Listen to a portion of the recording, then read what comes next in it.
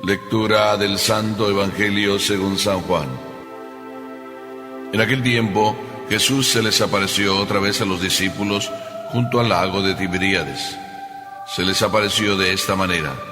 Estaban juntos Simón Pedro, Tomás llamado el gemelo, Natanael el de Caná de Galilea, los hijos de Zebedeo y otros 2 discípulos. Simón Pedro les dijo: «Voy a pescar». Ellos le respondieron: «También nosotros vamos contigo». Salieron y se embarcaron, pero aquella noche no pescaron nada. Estaba amaneciendo cuando Jesús se apareció en la orilla, pero los discípulos no lo reconocieron. Jesús les dijo: «Muchachos, ¿han pescado algo?». Ellos contestaron: «No». Entonces Él les dijo: «Echen la red a la derecha de la barca y encontrarán peces». Así lo hicieron, y luego ya no podían jalar la red por tantos pescados. Entonces el discípulo a quien amaba Jesús le dijo a Pedro: «Es el Señor». Tan pronto como Simón Pedro oyó decir que era el Señor, se anudó a la cintura la túnica, pues se la había quitado, y se tiró al agua. Los otros discípulos llegaron en la barca arrastrando la red con los pescados, pues no distaban de tierra más de 100 metros. Tan pronto como saltaron a tierra, vieron unas brasas y sobre ellas un pescado y pan. Jesús les dijo: «Traigan algunos pescados de los que acaban de pescar». Entonces Simón Pedro subió a la barca y arrastró hasta la orilla la red, repleta de pescados grandes. Eran 153, y a pesar de que eran tantos, no se rompió la red. Luego les dijo Jesús: «Vengan a almorzar». Y ninguno de los discípulos se atrevía a preguntarle: «¿Quién eres?», porque ya sabían que era el Señor. Jesús se acercó, tomó el pan y se lo dio, y también el pescado. Esta fue la tercera vez que Jesús se apareció a sus discípulos después de resucitar de entre los muertos. Palabra del Señor.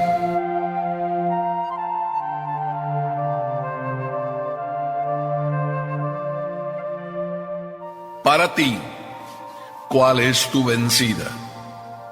De niño me acuerdo que nos divertíamos, íbamos al campo y encontrábamos vallas, nos poníamos como niños a jugar y pues saltar y a ver quién la saltaba, a ver quién sí, a ver quién no, y así íbamos. Después también recuerdo haber visto charreadas de esas en que al inicio hay quien se sube al toro y con una cuerda se ata y todos: «Venga, venga, venga, sí, tú sí puedes, tú sí puedes». Aquellos toros eran tan bravos, tan salvajes, que nadie resistía más de 5 minutos. Es más, algunos a la primera brincada del toro caían al suelo. Pero siempre, siempre ahí estaba el hombre que intentaba una y otra vez, y todos en el ruedo gritando: «Venga, sí, a la segunda, a la tercera va la vencida, sí, tú sí puedes». A la tercera va la vencida. Esa frase se oye mucho entre nosotros: «A la tercera va la vencida». Pero realmente a algunos ni siquiera les va hasta la tercera. Van de cuarta, de quinta y de sexta, y todavía a nadie o a muchos les llega su vencida, porque se resisten. En el caso de los apóstoles, podemos decir que a la tercera fue la vencida. Nos habla este evangelio de que Jesús se les aparece y estaban los discípulos en el mar de Tiberíades, un mar lleno de pesca, un mar precioso, un mar donde al lado y a sus orillas tantas veces Jesús predicó, un lago donde la gente le gustaba ir a pasar momentos agradables, como hoy pasa ante los lugares así hermosos y recreativos. Bien, pues yo creo que ya los discípulos deberían estar como en cierta manera aburridos de estar encerrados, y por tanto ya había que salir.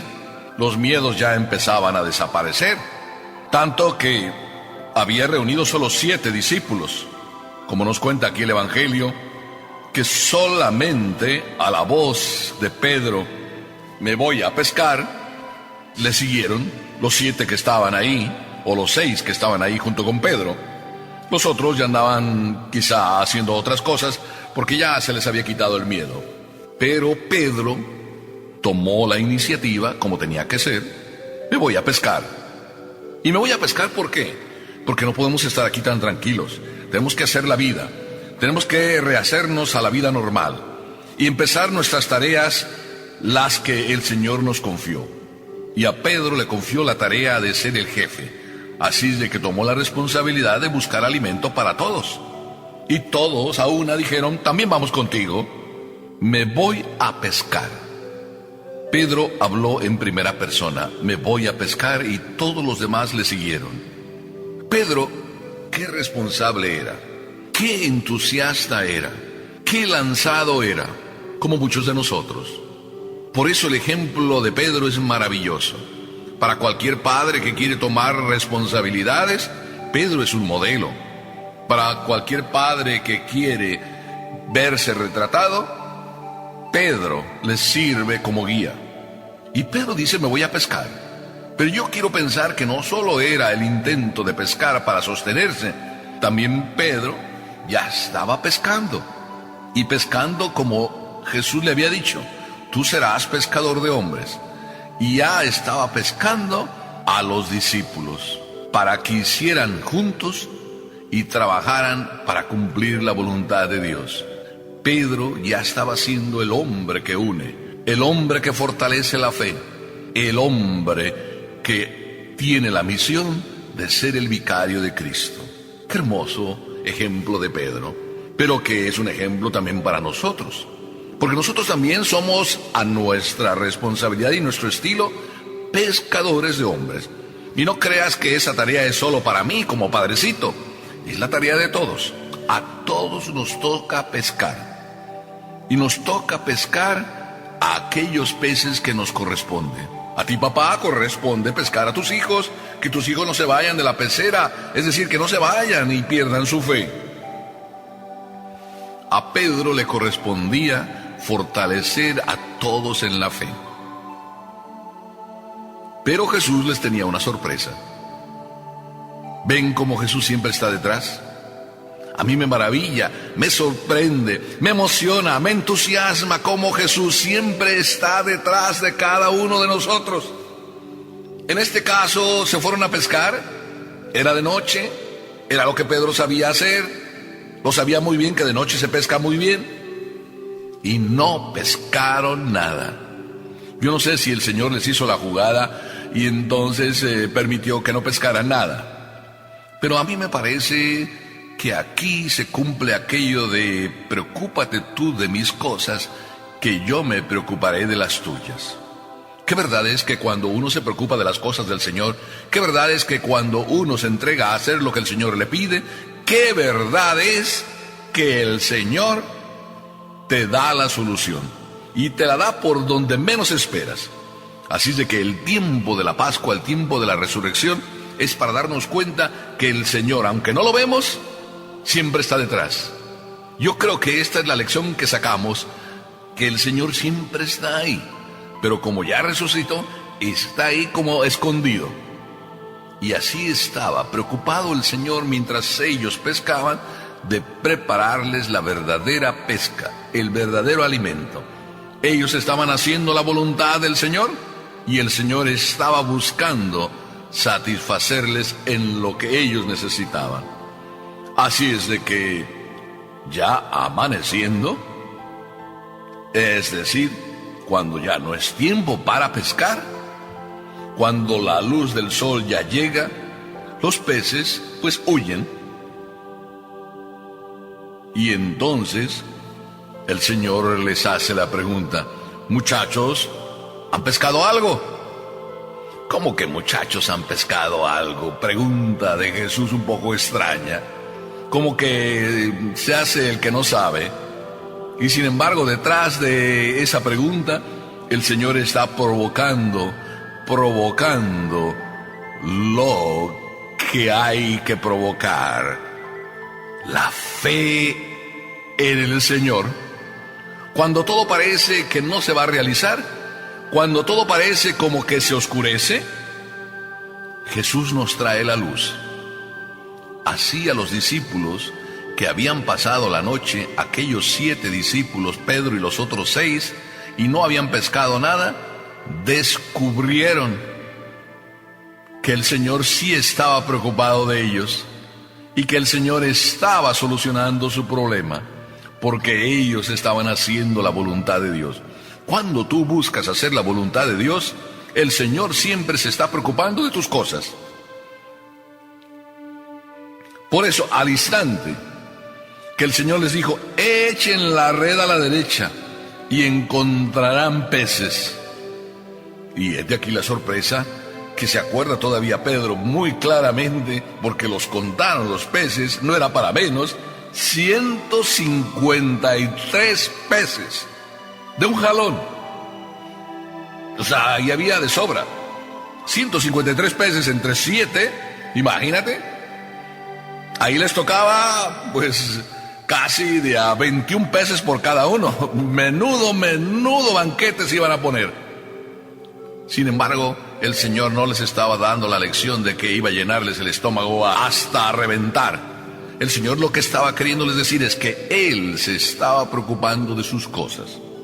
Así es de que apenas cayeron todos los peces en aquella red, el discípulo amado Juan dice la frase maravillosa, es el Señor. Apenas escuchó Pedro, esa voz es el Señor, enseguida se pone el manto, se ciñe a la cintura la túnica y se baja a través del agua para ir detrás del Señor. Cuando escuchas esa frase, ¿es el Señor? ¿La escuchas tú? Yo creo que sí. ¿Cuántas veces en tu interior, detrás de una maravilla que acontece, sientes esa voz? ¿Es el Señor? Y es que siempre el Señor así desde que resucitó, hace unos cuantos años, casi 2000 años, desde que resucitó, está pendiente como a escondidas de todo lo que tú necesitas. Basta que te preocupes de lo que el Señor quiere para ti. Basta que te preocupes de lo que el Señor quiere para ti. Te lo vuelvo a repetir, porque esto es maravilloso. Cada vez que tú te vas preocupando en tu vida solo por lo que el Señor quiere de ti, el Señor te tiene preparado todo lo que tú necesitas. Preocúpate tú de mis cosas, te dice el Señor, que yo me voy a preocupar de las tuyas. Realmente es maravilloso, Papá Dios, con cada uno de nosotros. En eso se comporta como el mejor Padre. Y si no has hecho la prueba, es importante que la hagas. El Señor se esconde para darte las sorpresas. He aquí que entonces el Señor tenía ahí preparado un pez y unos panes. Pero eso era nada más como para empezar, como si fuera el aperitivo. Ya el Señor le estaba diciendo a Pedro, trae de lo que has pescado, para que entonces comamos todos. Y dice el Evangelio que esta es la tercera vez que se apareció a los discípulos. Y aquí hace un comentario el Evangelio, diciendo, ninguno de los discípulos se atrevía a preguntarle quién era, porque sabían bien que era el Señor. Así es de que a la tercera fue la vencida. Si en las otras veces que se apareció como que dudaban y decían, parece, es un fantasma, o los discípulos de Maús que lo vieron, o las mujeres que vinieron y anunciaron, y cosa de mujeres, todos estos comentarios que había, en este instante, todo un silencio aprobativo. Es el Señor realmente. En el silencio de tu interior, tú vas descubriendo que el Señor está contigo. Descúbrelo, hijo mío. Es el mejor rincón, tu silencio, el de tu corazón, donde tú descubres que Dios siempre está ahí. Quizá no sea la hora de pescar como pasó con los discípulos. El día no es la hora de pescar, es la noche. Pedro lo sabía bien, pero para Dios no hay horas especiales. Lo que cuenta es la hora de Dios. Así es de que en tu vida, yo creo que esta lección la puedes aprender como yo la tengo bien aprendida. Es decir, no busques tú señalarle a Dios la hora. Deja mejor que el Señor te señale su hora. Y te aseguro que esa hora que el Señor tiene señalada para ti es siempre la mejor, aunque a los ojos del mundo parezca otra cosa. Si a la tercera es la vencida en tu vida, pues acéptalo. Si a lo mejor hay más veces, bueno, pues espérala. ¿Cuántos papás o cuántas mamás? Y lo digo papás o mamás porque a veces hay problemas en las familias y uno de los dos pues está siempre luchando y dice, no, pues mi esposo, yo le invito pero no va a misa, no quiere saber nada de eso. O a veces es al revés. Yo voy, el marido dice, pero mi esposa dice, no, que está muy cansada, que ahora no, que no siente. Y como que se desesperan uno por el otro porque quisiera uno, puesto que ama al otro, que crecieran y fueran los dos juntos caminando y no, como que va uno tirando para adelante y el otro se queda atrás. Y yo siempre digo, tenga paciencia. Dios tiene para cada uno su hora. No insista, no diga que la tercera va la vencida, porque hay algunos que no caen a la tercera. Los discípulos cayeron a la tercera, pero a lo mejor tú puedes caer a la séptima, a la octava, o quién sabe. Para Dios, no le aceleres el tiempo, no le aceleres el momento. Él tiene el momento preparado para ti. Así es de que qué hermoso es que cada uno de nosotros no busquemos 1000 apariciones para entonces empezar a creer. Que en la primera aparición donde el Señor se nos manifieste, y se te manifiesta en la vida a través de miles de caminos, un hijo que te dice, papá, que ahora vamos a ir a misa. Otro hijo que te dice, oye papá, ¿por qué no comulgas? Si la maestra nos dice que es lo más hermoso, y yo ya hice mi primera comunión y tú no me acompañas a comulgar, papá. Ahí puede ser el momento de Dios. O cualquier otra circunstancia, la muerte de un ser querido, puede ser el momento que te recuerde y donde se te aparezca papá Dios en tu interior y tú lo sientas profundamente. ¿Esa es la vencida? ¿Esa es la quinta? ¿Esa es la sexta? No importa.